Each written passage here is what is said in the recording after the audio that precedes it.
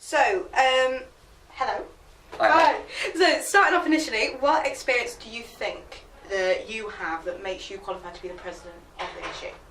Well, I'm already welfare chair in the student union. I sit on the democracy executive of the student union, but also I think I bring some different experience to the role of president. Often people that go into the presidency are graduated students or previously sabbatical officers, which kind of takes them away from the experience of the average student that's still in their education.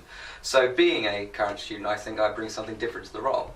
Okay, well, in that case, in this role, what issue do you think is the most prominent one facing students at Warwick?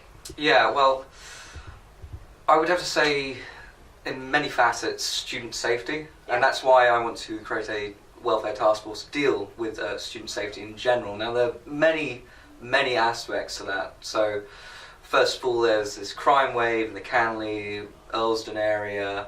There's also the issues of student safety after the whole group chat incident, and people, I remember being in seminars, people being kind of worried when the boys were supposedly coming back. And also there's, crime and whatnot in Leamington. So there's various aspects of student safety. Safety has, of course, be our first and top priority. Okay, so sort of along that line, student officers, again, on the line of safety, student officers played a role in the recent disciplinary cases, obviously, as you've just mentioned, against the boys involved in the group chat. What would your stance have been upon that? Well, my stance on the whole group chat incident is it was the appeals process that really kicked off a backlash against the university process, and I welcome any measures in which it gives students more of a say on how the process works. Now, the appeals process, and I would say practically the entire process, has been shrouded in mystery. We don't know what's been happening, we don't know what's been said, we don't know what the university's doing, we don't know what the student union, well, the student union is slightly better, but the whole thing could have been communicated better to students. So with this disciplinary process reform that the university is looking at and the student union wants to help them with, anything that gives students a bigger say on any of these committees and whatnot, I think can only positively affect students' experiences. Okay, so sort of along, the safety line, but moving more towards mental health provision. That is coming up as a key theme amongst presidents campaigning. What are you doing, what are you planning to do to improve this on campus? Yes, well, there's many things that can be done to help not only mental health but just general well-being. So like I said in my manifesto, I want to continue and expand the great campaigns the Student Union already does, and I also want to cooperate heavily with the university. So they are our partners in dealing with student welfare, and frankly there is a lot more they could be doing, because it's not just the Student Union's job to do that. But there's other things I want to do, like continue my campaign for universal lecture capture. I think that can put a strain on students if they think they're missing out on their lectures, whether out of no fault of their own, if they're ill or have a disability, transport issue, whatnot.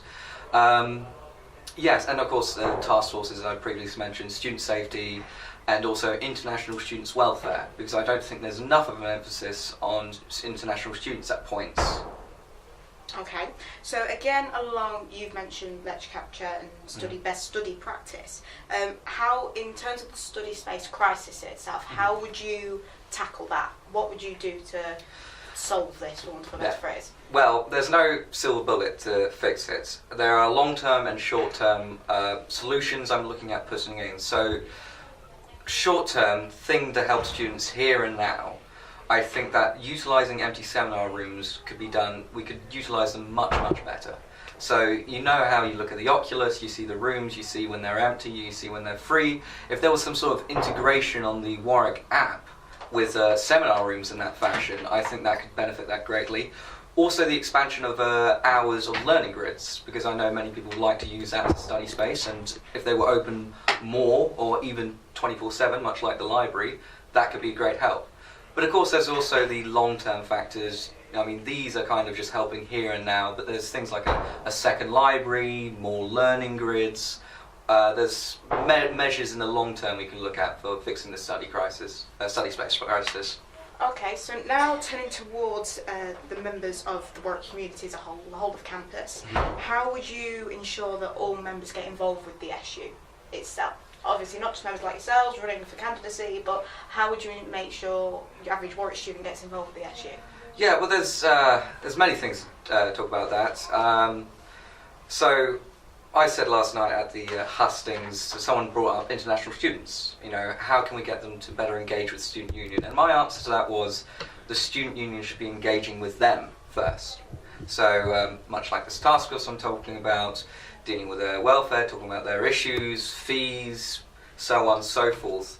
I think it's important that the student union is seen out there to help people, and I think that's the first step in trying to bring people into the whole student union democracy and events and whatnot. But also I think in terms of democracy and people can see what's happening, I think there's a lot more that can be done there, and I want to change some aspects of democracy at student union.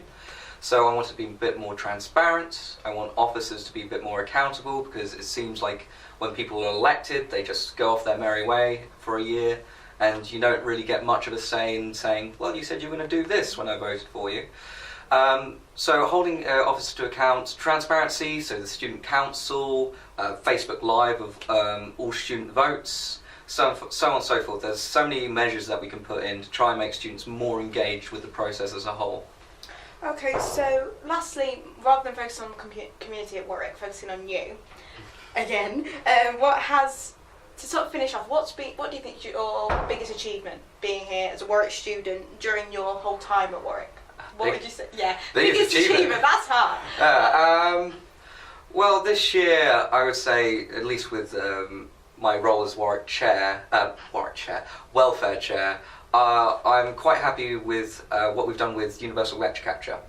So universal lecture capture has sort of been, you know, every candidate kind of says, oh, I want to do it, it'd be great to do it. This year I've taken some practical measures to take a step forward towards achieving that. So there was a recent motion in the all-student vote that passed by a wide margin, and it gave the student union more measures in which to negotiate harder to do it, and also some stepping stones to just simply increase lecture capture usage. So in terms of dealing with the student union, I'd probably say that is my biggest achievement so far. Well, thank you ever so much for coming in and speaking to us.